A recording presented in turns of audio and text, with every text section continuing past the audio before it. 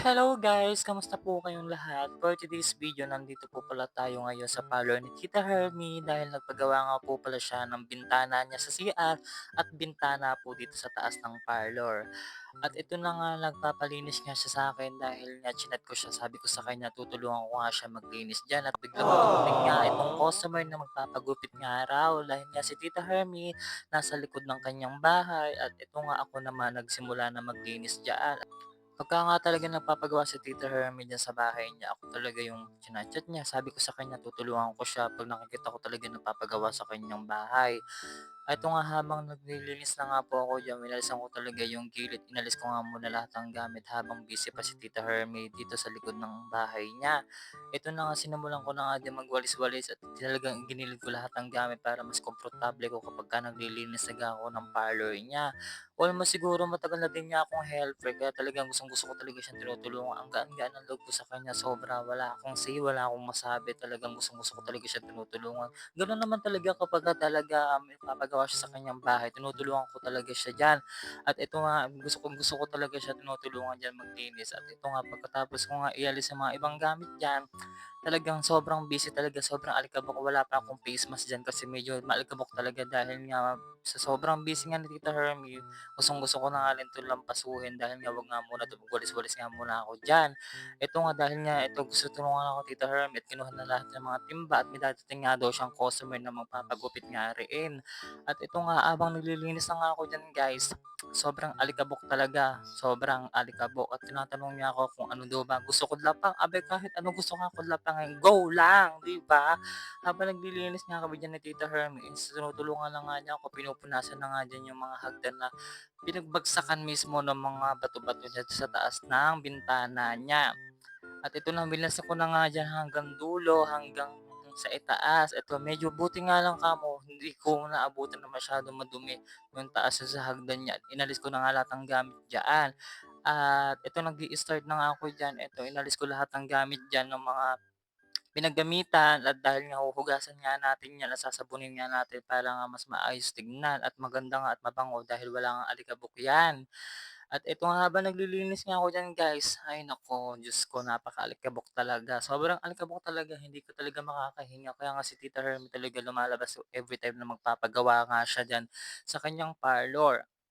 At ito, inalis ko na nga lahat ng gamit diyan, inilabas ko na nga yung ibang mga gamit diyan para ito nga makapaglinis nga ako at mas komportable ko kapag naglilinis nga. At ito nga, si Tita Hermie nagpupunas-punas nga diyan sa hagdan para nga konti na lang yung lilinisin natin diyan. At ito nga, minsan lumabas na nga siya diyan o papasok siya, pasok ko diyan, ay kire! Habang naglilinis nga ako diyan guys, sobrang talagang alikabok. Sobra, as in sobrang alikabok talaga. Ito nga, nililinis ko ng mga ibang mga bagay diyan, yung mga gamit sa parlour dito dahil nga sobrang alikabok talaga kapagka everytime talaga na nagpapagawa siya. So guys, kaya pala na iniinit ako. Ito nga, medyo talagang naka-jacket pa talaga ako. Init na init ako. Inalis ko na nga 'tong jacket ko kasi ko ba naman din maglinis na pagka init-init, eh, naka-jacket ka pa, 'di ba?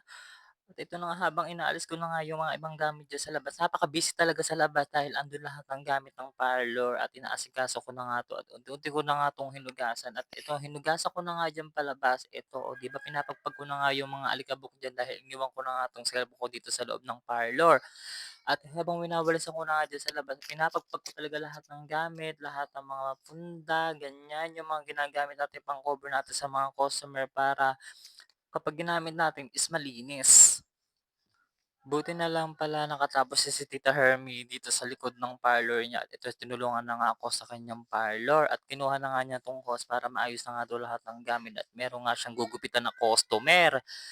At habang ito na nga, nililinis ko na nga, siguro medyo matagal talaga ako diyan naglinis sa labas dahil nga hinugasan ko pa talaga yung mga gamit. Pumunta pa ako sa kabilang bahay para maurungan niya at mahugasan niya at masabunan niya lahat ng mga gamit na puro alikabok.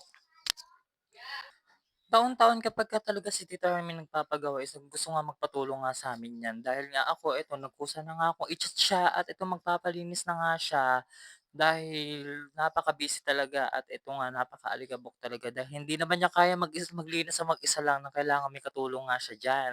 At habang naglilinis nga si Tita Hermie, palakad-lakad na nga dahil nga meron dumating na customer diyan at ito nga sobrang busy nga niya. Kaya nga po pala medyo matagal ako nasa labas dahil nga po sinasabi ko na nga po sa inyo, hinugasan ko po lahat ng gamit diyan. Gusto ko po kasi talaga kapagka talaga naglilinis ako, sinasabong ko po talaga yung mga bagay na gamit na gusto natin. Siyempre kahit sino naman po 'di ba gusto ng malinis, gusto ng maliwalas, gusto ng mabango. At ito kaya pala hindi niyo ako nakita agad ng medyo matagal-tagal habang nagba-vlog ako dahil nga nandun po ako sa labas ng parlour at eto nga sinasabon ko nga lahat ng mga gamit diyan. Dahil nga pagkatapos natin gamitin 'tong basahan na 'to, siyempre hinugasan ko na muna para pagka pinahid natin or pinunasan natin yung mga bagay na lilinisin natin is malinis nga. Ganyan talaga ako everytime na naglilinis ako, pinupunasan ko talaga mabuti yung mga ginagawa ko para sa ikaka-save nating lahat, 'di ba? Kahit naman sino gusto ng malinis, 'di ba? At habang naglilinis nga ako diyan, medyo nandiyan na nga yung customer dito, Hermes. Siguro nag-i-start na rin 'to maggupit. Dahil nga ito na nga, gugupitan na nga ni Tita Hermie dahil nga ako sa sobrang busy ko pa rin maglinis, nagpatuloy pa rin ako sa paglilinis kahit gwapo. Huy! Arte. At habang naglilinis nga ako diyan guys, siyempre 'di ba nga alam niyo na nakakita na naman kayo ng pogi, hawak kayo kumikiringking, charot. At habang naglilinis nga ako diyan, patuloy pa rin ako naglilinis at siyempre hindi ako na-eksena-eksena, charot, charot, charot! Na nga naglilinis na nga tayo, medyo siyempre nakakita ng pogi siya, charot. At yung naglilinis na nga ako diyan is eto hinahayaan ko lang din sila, patuloy lang ako sa paglilinis diyan para mas maganda yung malinis at maayos sa ating mga gagamitin pang parlor. At eto nga si Tita Hermie, abi kahit ba naman sa super lakas ba naman katawan nito, hindi ka ba naman sa matuwa? Saan ka pa makakita na naglilinis na, nagpapagawa na, nagugupit pa, o 'di ba, saan ka pa? Pero siyempre habang naglilinis ako nagchichikahan kami ni Tita Hermie diyan, eto maritesan nga kami diyan. So guys, hanggang dito na lang po. Salamat po sa panonood. Thank you so much. Thank you po sa lahat ng mga followers natin.